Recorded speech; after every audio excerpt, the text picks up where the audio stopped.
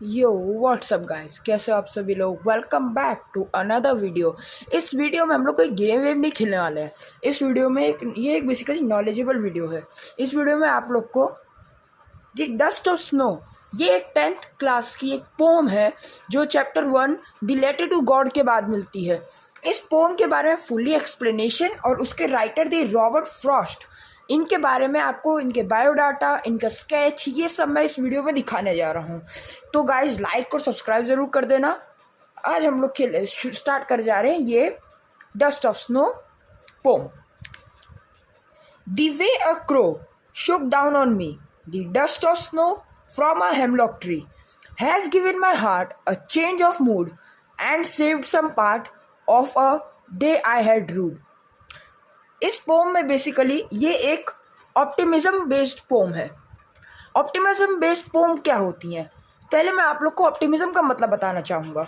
Optimism का मतलब होता है to look at something in a positive way, एक पॉजिटिव नज़रिए से किसी चीज़ को देखना। और इसी का अपोजिट पेसिमिज्म, मतलब किसी चीज़ को नेगेटिव वे में देखना। To look at something in a negative way. अब मैं इस पोम को स्टार्ट करना चाहूँगा। The way a crow shook down on me, इस लाइन का मतलब है राइटर इज डिप्रेस्ड। इस बेसिकली एक पोम है, एक स्टोरी टाइप में भी हम कर सकते हैं। इस पोम के अंदर बेसिकली राइटर रॉबर्ट फ्रॉस्ट होते हैं। वो कहीं पे किसी फॉरेस्ट के अंदर चल रहे होते हैं और वो एक सैड मूड में होते हैं। तो गाइस, हमारे जो राइटर हैं, जो रॉबर्ट फ्रॉस्ट राइटर हैं, वो एक सैड मूड में होते हैं और एक फॉरेस्ट में चल रहे होते हैं। तभी उनको एक हेमलॉक ट्री नज़र आता है। हेमलॉक का इस पोम में मतलब है a poisonous plant with small white flowers. इस प्लांट के अंदर वाइट फ्लावर्स होते हैं और ये एक पॉइजन टाइप प्लांट है, तो मतलब इसको अच्छा नहीं मान सकते हम लोग। बेसिकली एक हेमलॉक ट्री है जिसके थ्रू वो देखते हैं, वो उसके नीचे खड़े हो जाते हैं। उस टाइम का वेदर ठंडी का मौसम होता है, विंटर का मौसम होता है। और पूरी जो रोड होती है, मतलब कि जो पूरा लैंड होता है, वो स्नो की लेयर से ढका होता है।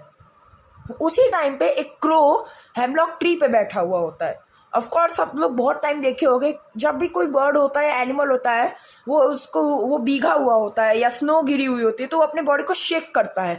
तो वैसे ही क्रो अपने आप को शेक किया।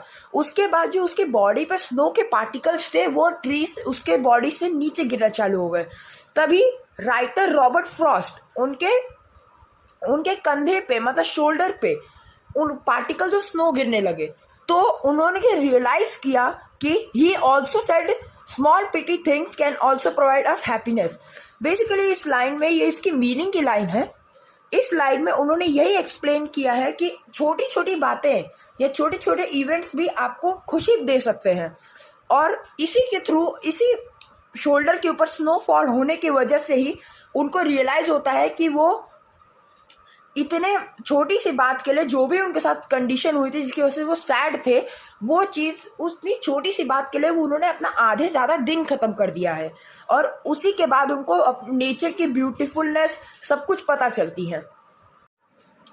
तो गाइज, अब हम लोग पोम आपको कंटिन्यू करके पढ़ के आपको समझाता हूँ मैं। The way a crow shook down on me, writer is depressed. Basically यहाँ पे क्रो, और ये जो लास्ट लाइन आप देख रहे हो, from a hemlock tree, crow और हेमलॉक ट्री बैडनेस का सिंबल है, अ सिंबल ऑफ बैडनेस। यहाँ पे इस पैराग्राफ में the way a crow shook down on me, the dust of snow from a hemlock tree, in 4 lines में poet ने अपनी सैडनेस को दिखाया है कि वो डिप्रेस्ड है। एक क्रो आता है जो ट्री पे बैठता है, वो शेक करता है, अपने पार्टिकल ऑफ स्नो उसके वो रॉबर्ट फ्रॉस्ट के कंधे पे गिरते हैं। उसके बाद हेमलॉक ट्री पे वो रियलाइज करते हैं। बेसिकली इस पूरे पैराग्राफ में सैडनेस दिखाया, मतलब कि पेसिमिज्म दिखाया गया है। फिर नेक्स्ट लाइन में उनका माइंड कन्वर्जन होता है। Has given my heart a change of mood and saved some part of a day I had rued. Has given my heart a change of mood, इन 2 lines में उनका बताया जा रहा है कि जैसे ही पार्टिकल्स उनके कंधे पे गिरते, शोल्डर पे गिरते हैं, उनका मूड सडनली चेंज होता है और वो रियलाइज करते हैं कि बस छोटी सी बात के लिए उन्होंने अपना आधे ज़्यादा दिन कर दिया ख़त्म।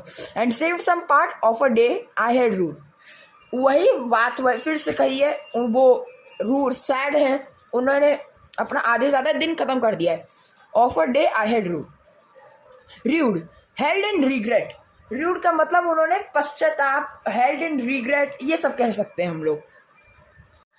सो गाइस, इस पोम के थ्रू एक हमें और एक लेसन मिलता है। उस लेसन को बेसिकली एक मॉरल मान लीजिए, लेकिन इस थीम, ये जो पोम का थीम है, उसका एक जो मॉरल या लेसन निकलता है, उसका ये मतलब है we should not waste our time in sadness. हमें कुछ छोटे मोटे गलत वक्त के वजह से या बैड थिंग की वजह से अपना पूरा दिन बर्बाद नहीं करना चाहिए।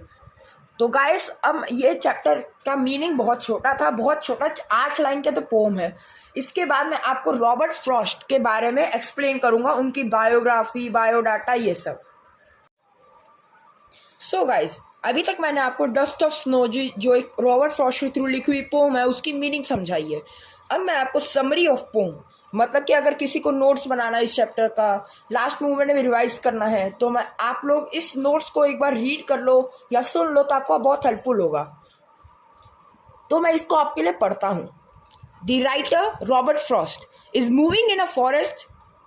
He was depressed and saw a hemlock tree. He stood under it for some time. A crow was standing over the tree. It was a winter season. Snow was spread over the land. Suddenly, Crow shook himself. The particles of snow started falling on the ground and on the shoulder of Ryder. Then he realized that how beautiful the nature was. He realized that because of his sadness, he was wasted his half a day. He also said, small petty things can also provide us happiness. So guys, ये summary थी, almost 10 या 8 lines की होगी। अब मैं आपको इसका कुछ 2-3 की पॉइंट्स है जिससे क्वेश्चन पूछ सकता है एमसीक्यू बेस्ड में, तो आपको सुना के बता दे रहा हूँ। पहला पॉइंट है, the poem tell us to not to waste time for a small और बैड थिंग और सैडनेस। वैसे सर, ये वही लाइन है जो मैंने इससे पहले रीड की थी बुक में। इसका मतलब वही है कि हमें छोटी छोटी बातों के लिए निराश होकर पूरा दिन वेस्ट नहीं करना चाहिए, हमें उस चीज़ को फॉरगेट करके आगे मूव हो जाना चाहिए। अगला पॉइंट है, this poem is based on optimism. ये बहुत इंपॉर्टेंट पॉइंट है। अगर आप लोग लिटरेरी सेक्शन में इस चैप्टर को पढ़ रहे हैं अच्छे से, तो आपको ऑप्टिमिज्म के मतलब, पेसिमिज्म का मतलब, ये सब पता होना चाहिए। और लास्ट है, the writer is a optimistic positive thinker. Robert Frost इस पोम में एक पॉजिटिव थिंकर है। पहले वो पैसिमिस्टिक होते हैं, मतलब जो नेगेटिव थिंकिंग रखते हैं सैडनेस की, उसके बाद वो पॉजिटिव थिंकर बन जाते हैं। तो overall writer is a positive thinker.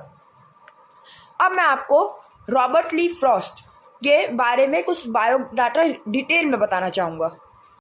So guys, ये रॉबर्ट ली फ्रॉस्ट का एक इमेज है, एक सिंपल स्केच है। अगर आप लोग को ये पसंद आया हो तो लाइक, शेयर और सब्सक्राइब ज़रूर करना। लेकिन आप इसके और इम्प्रूवमेंट अगर आप चाहते हो किसी चीज़ में, तो और कमेंट्स बॉक्स में आप बता सकते हो। अगर आपको कोई और पोम के बारे में जानना है तो ये रॉबर्ट ली फ्रॉस्ट का एक स्केच है, सिंपल स्केच है, जब वो यंग एज के थे तब का है। मैं आपको इसको क्लोज से दिखा दे रहा हूँ ताकि आप लोग को इसको पढ़ने में, इसको अगर आप लोग खुद ड्रॉ कर रहे हो तो आपको कुछ प्रॉब्लम ना हो।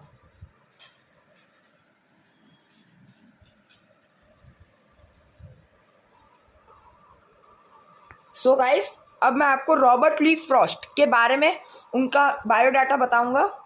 सो गाइज, ये पहला एक नोट पॉइंट है। इसके अंदर मैंने रॉबर्ट ली फ्रॉस्ट का बेसिकली उनके फैमिली प्रॉब्लम्स या फैमिली इश्यूज और उनके बॉर्न, डाई, ऑक्यूपेशन सबके बारे में बताया है। तो बॉर्न मतलब उनका जन्म कब, he was born on March 26, 1874 in San Francisco of California, US. Died on January 29, 1963.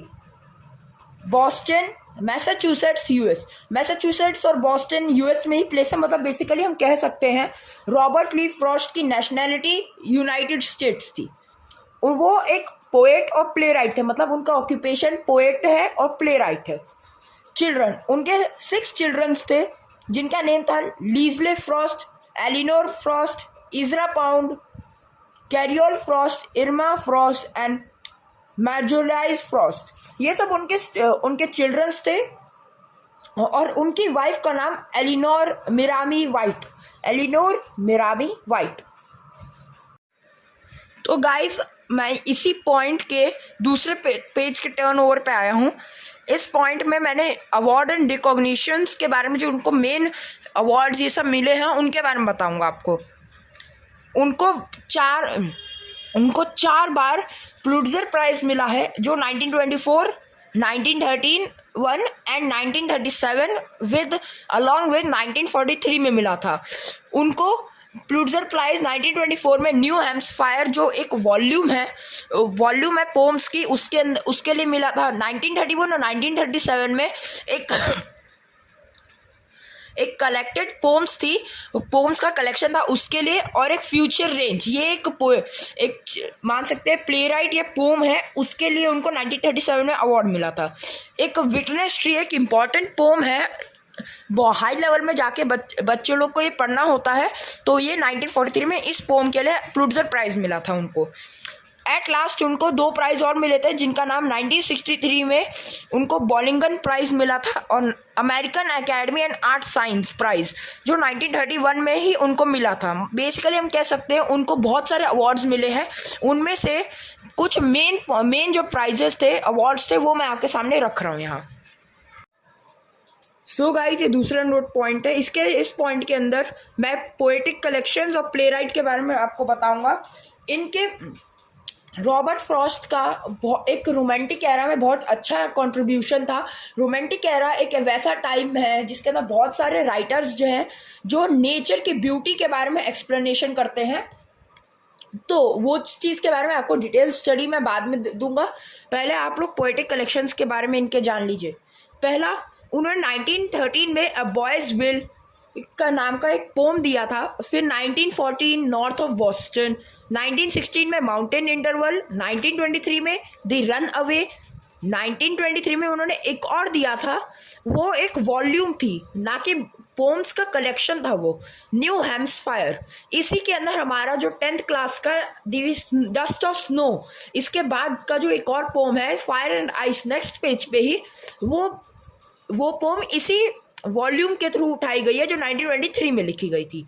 उसके बाद 1928 और 1929 में वेस्ट रीडिंग ब्रूक, ये दोनों एक वॉल्यूम्स थी, जिसके अंदर ये इम्पॉर्टेंट पोम है और ये प्रेजेंट थी। 1930 से लेकर 1942 तक उन्होंने बहुत सारी वॉल्यूम्स और पोम्स लिखा, जिसके मेन इम्पॉर्टेंट वाली पोम जो हम लोग को पढ़ना ज़रूरी होता है हायर क्लासेस में, वो है the witness tree, the golden Hampshire. और लास्ट में उन्होंने 1962 में एक और पोम लिखी थी, कह सकते हैं कि इन द क्लियरिंग बेसिकली एक हाईली कह सकते हैं वो एक डीप पोम है। उसके बारे में आपको जानने के लिए आपको उसके डीप स्टडी करनी पड़ेगी। रॉबर्ट ली फ्रॉस्ट एक्चुअली कैसा लिखते थे, मतलब बेसिकली ये बहुत अप लेवल्ड होगा। अब मैं आपको उनके प्लेस के बारे में बताऊंगा।